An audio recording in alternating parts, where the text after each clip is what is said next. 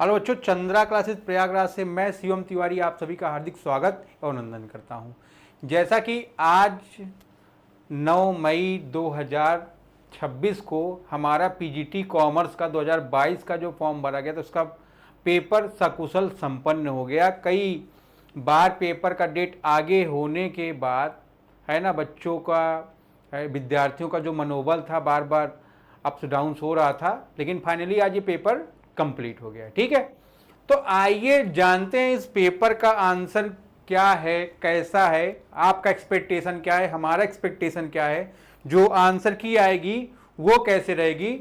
इस पेपर का जो सोल्यूशन होगा ये 2 पार्ट में मैं अपलोड करता हूं। पहला पार्ट में 1 से लेकर क्वेश्चन 50 तक अभी मैं टिक कर रहा हूं, जो मेरा अजम्पशन है। आइए उस पर हम लोग अपना बात करते हैं। ठीक है, सभी लोग क्वेश्चन को देख पा रहे होंगे। क्वेश्चन नंबर 1 है, सूची 1 का सूची 2 से मिलान करो।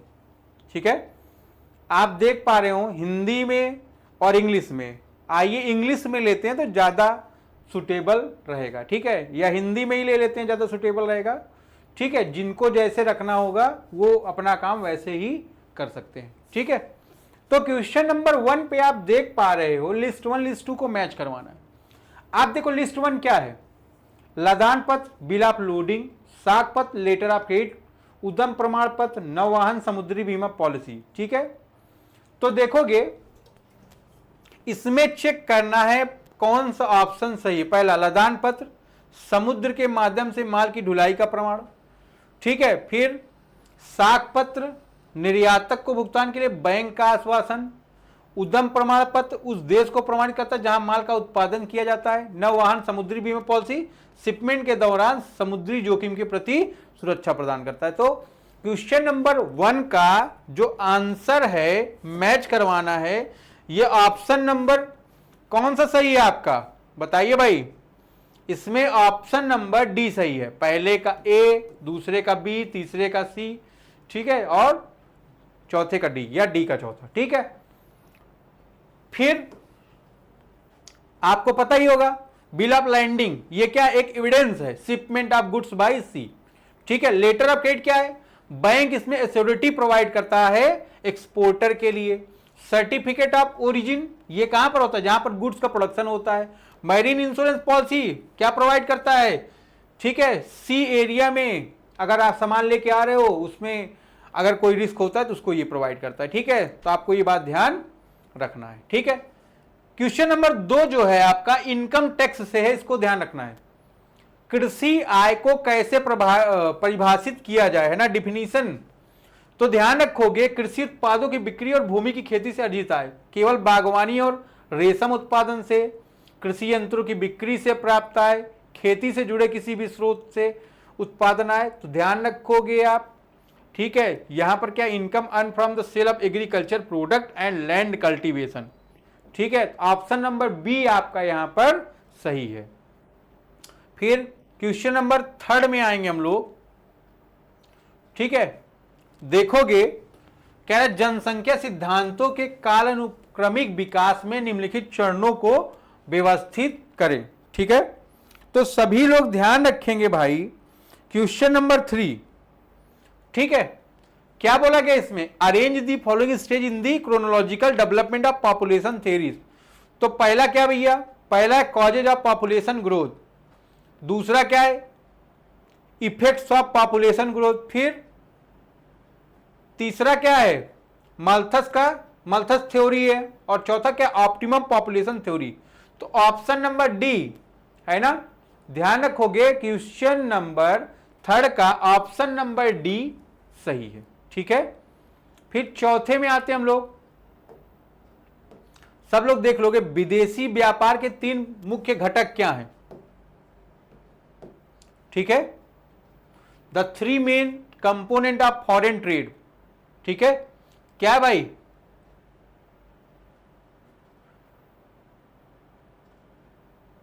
बताएं बताएं, सब लोग अपने से भी बताते रहे।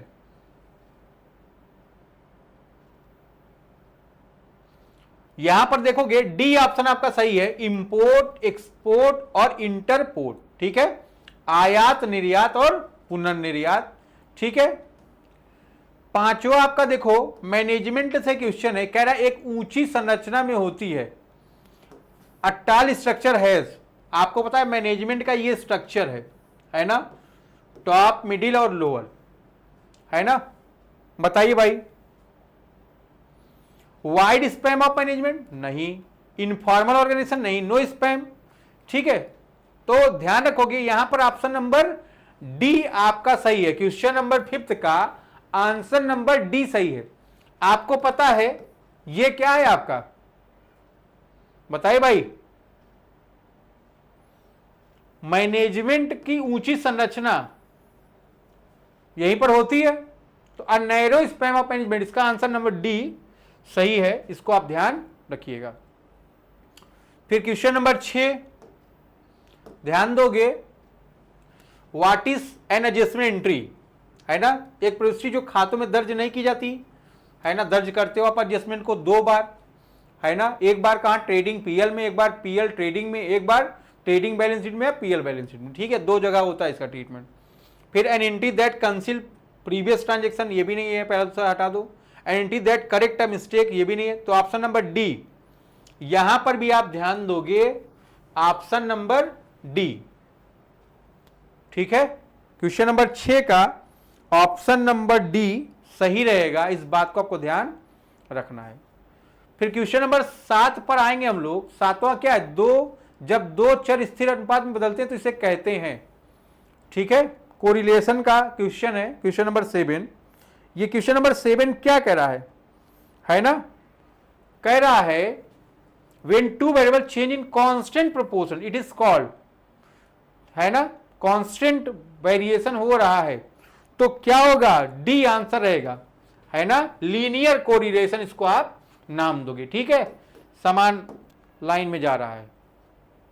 फिर क्वेश्चन नंबर 8 है, वैज्ञानिक प्रबंध सिद्धांत को प्रस्तुत किया गया था, the scientific management theory was introduce by, भाई साइंटिफिक मैनेजमेंट की जो थ्योरी है उसको डब्ल्यू टेलर ने प्रतिपादित की है, ठीक है, तो ध्यान रखेंगे 8 का आंसर पहला है आपका, इसको ध्यान रखेंगे। फिर ऋणपत्र ब्याज का भुगतान किया जाता है,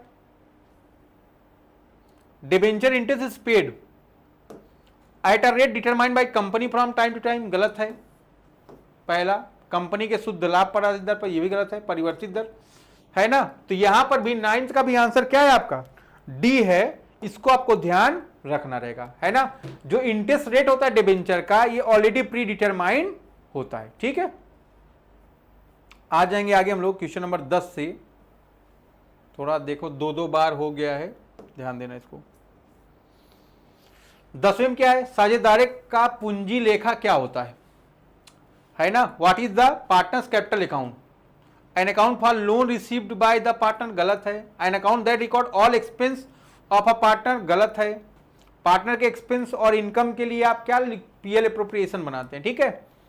फिर an account showing drawings, an account reflected a partner investment in the partnership fund, तो ध्यान रखोगे क्वेश्चन नंबर 10 का भी आंसर नंबर डी आपका सही है ना। पूंजी क्या दर्शाती है कि साझेदार साझेदारी में कितना निवेश, कितनी कैपिटल को लगा रहा है, इस बात को आपको ध्यान करना है। फिर क्वेश्चन नंबर 11 देखोगे, अर्थशास्त्र व्यवसाय से कैसे संबंधित है, यह समझाने के लिए निम्नलिखित को उनको सही क्रम में व्यवस्थित करिए, ठीक है। तो 11वें पे आते हैं हम लोग, ठीक है। 11वें में देखोगे, arrange the following item in their correct sequence order in the explain how economics relate to the business, ठीक है। तो देखो भैया, डी, सी, ए,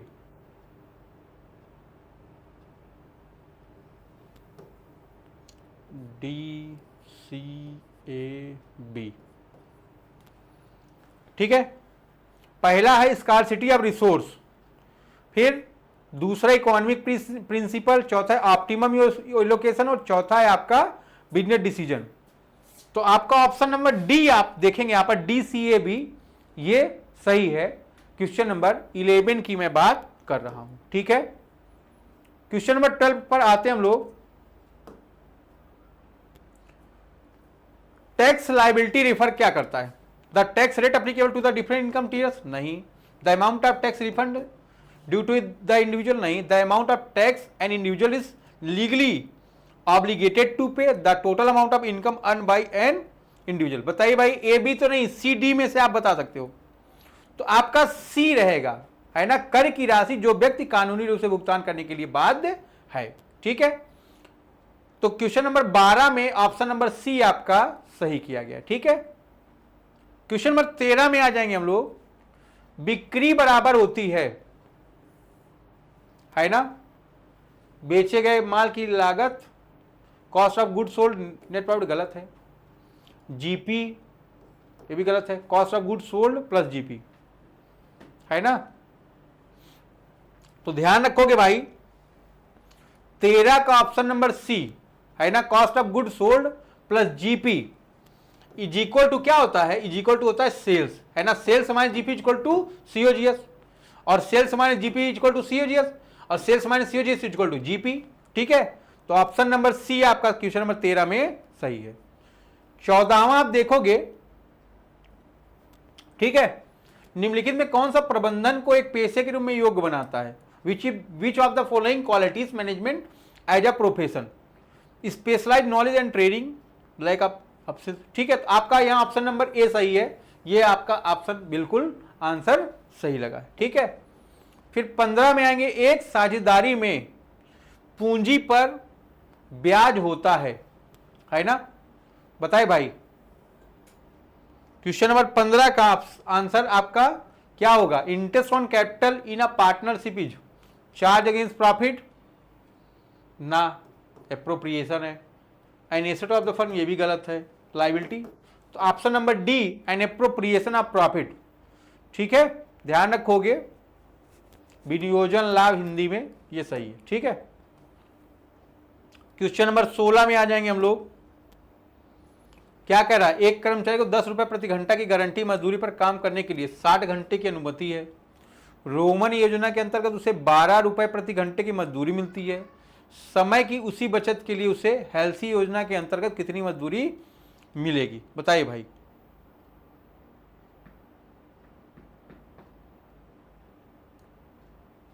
तो आपको पता है 10 × 60 ये कितना आ गया, 600। रोमन योजना के अंतर्गत 12 रुपए प्रति घंटे की मजदूरी मिलती है। समय की उसी बचत के लिए उसे हेल्सी योजना के अंतर्गत कितनी मजदूरी मिलेगी, बता सकते हो भाई। 2 रुपए प्रति घंटा, 6 दूनी 12, 120, तो 720 रुपए। यहां पर ऑप्शन नंबर डी आपका सही रहेगा। ठीक है, 16 का सी। एक बार सब लोग इसको चेक करें।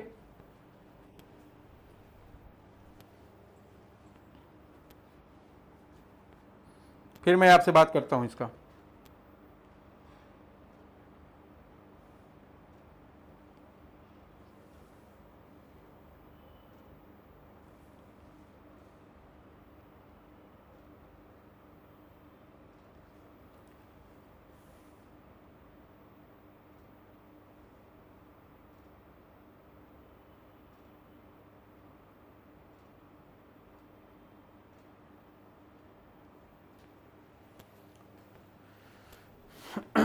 आइए देखते हैं,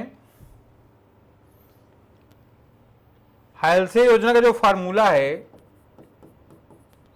H × R plus 50% into yes minus H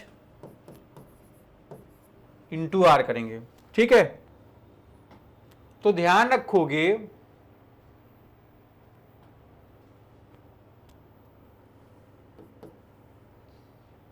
Roman योजना के अंदर उसे 12 रुपए प्रति घंटे मजदूरी मिलती है। 10 रुपए की उसको क्या है, ठीक है, उसी बचत के लिए उसे हेल्सी के अंतर्गत कितना, तो 48 × 10 प्लस 0.5 × 12 × 10 तो 480 प्लस 12 120 का आधा का तो 60। तो आपका ऑप्शन नंबर सी सही रहेगा 16 में। ठीक है, ऑप्शन नंबर 16 में हमारा आंसर नंबर सी सही है, डी नहीं सही है। ठीक है, एक कर्मचारी 10 रुपए प्रति घंटा गारंटी मजदूरी पर काम करने के लिए 60 घंटे की अनुमति है। रोमन योजना के अंतर्गत उसे 12 रुपए प्रति घंटे की मजदूरी मिलती है। समय की उसी बचत के लिए उसे हेल्थी योजना के अंतर्गत कितनी मजदूरी मिलेगी? तो ये आपका फार्मूला है ऊपर, उस पर वैल्यू पुट कर दो। ऑप्शन नंबर सी आपका यहां पर आ रहा है 540। ठीक है,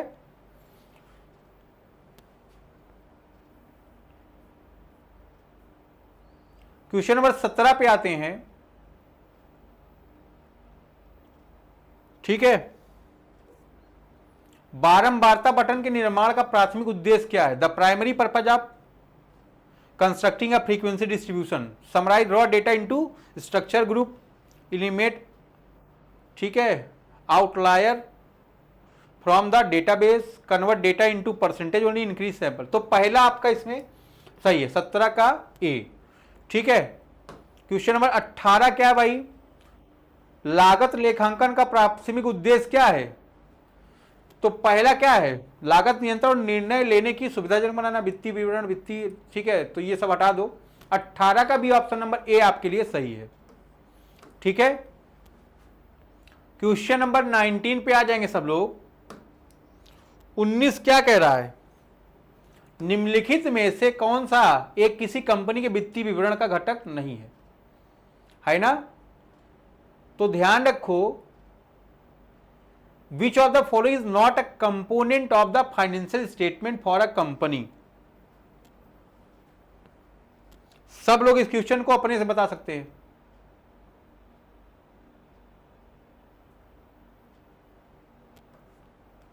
अच्छा क्वेश्चन है।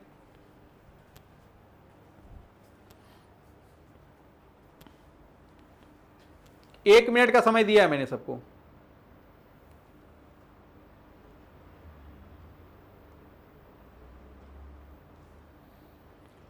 तुलना पत्र कॉस्टिंग में बनाते हो, बैलेंस शीट है ना, cash flow statement, income statement. आसान सवाल है इसीलिए मैंने बोला है।